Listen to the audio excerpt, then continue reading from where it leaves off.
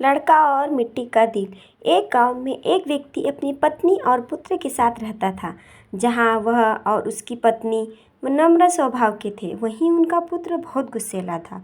वह हर समय चिढ़ा हुआ रहता था और बात बात पर गुस्सा हो जाया करता था।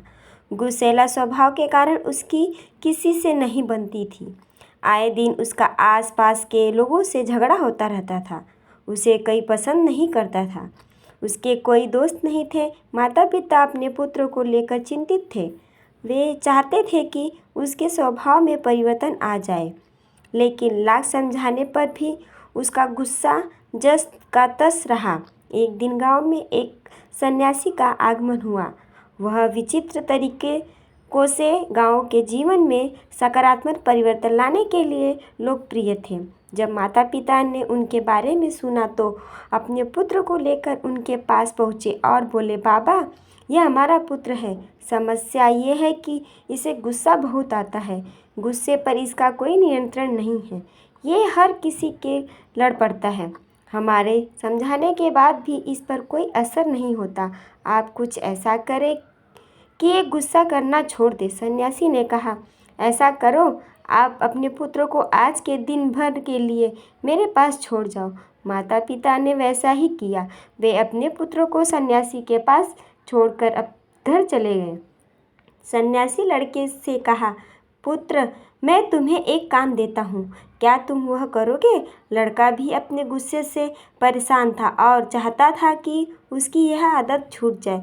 वह बोला, यदि आपके दिए काम से मेरे गुस्सा करने की आदत छूट जाएगी तो ज़रूर करूँगा। सन्यासी उसकी बात उन मुस्कुराए और बोले, मैं प्रयास कर रहा हूँ पुत्र, तुम भी मेरे साथ दो।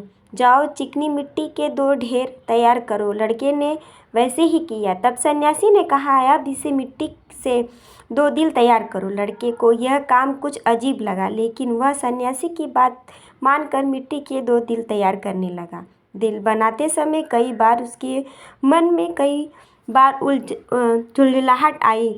वह सोचने लगा कि मैं यह अपनी गुस्सा करने की आदत छोड़ने आया हूँ या और इस सन्यासी ने मुझे किस काम में लगा दिया है। इस तरह तो मेरा गुस्सा खत्म होने की जगह बढ़ जाएगा।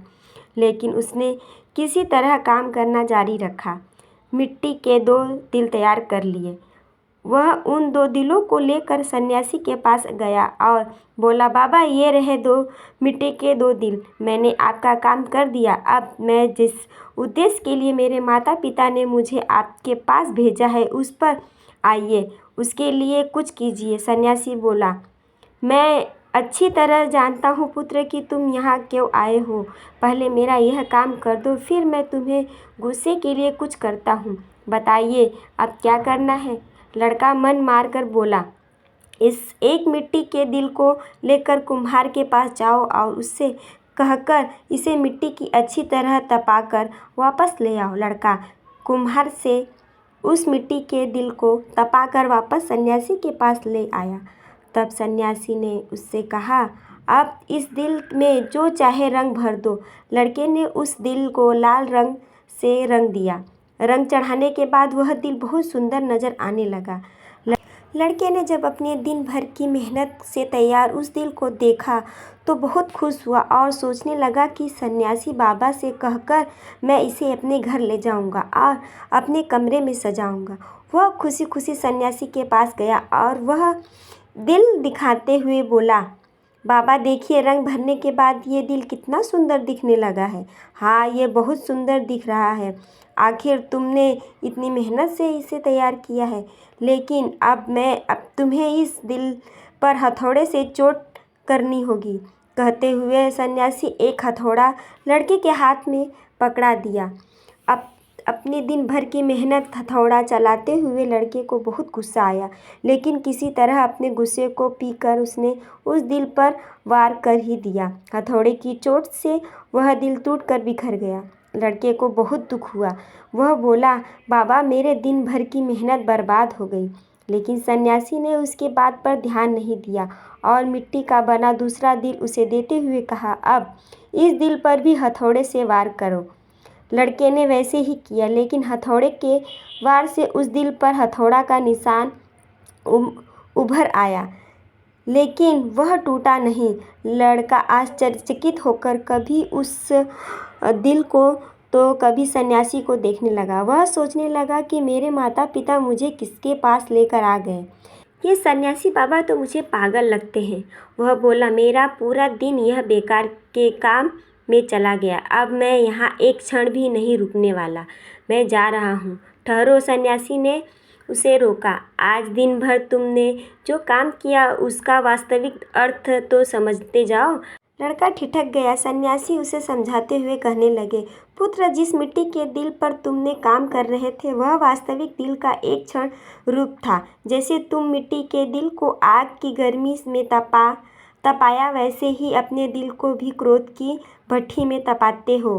तुम्हें ऐसा लगता है कि इस तरह तुम दुनिया के सामने मजबूती से खड़े हो, लेकिन ऐसा नहीं है। जीवन रूपी हथौड़े का एक वार भी तुम्हारा कठोर हो चुका दिल झेल नहीं पाएगा और चकनाचूर हो जाएगा। ऐसे में तुम संभलना नहीं पाओगे। जीवन में दुख दर्द को सहने करने के लिए तुम्हें अपना दिल नरम बनाना होगा।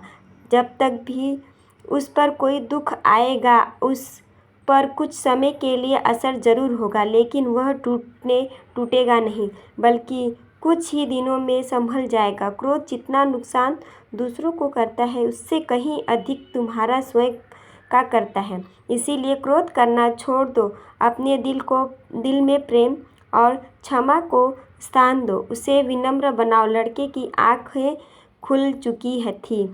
उसने सन्यासी को वचन दिया कि वह अब क्रोध पर काबू रखेगा और अपना व्यवहार सुधारेगा। सीख, क्रोध जितना नुकसान दूसरों का करता है, उससे कहीं अधिक तुम्हारा स्वयं करता है।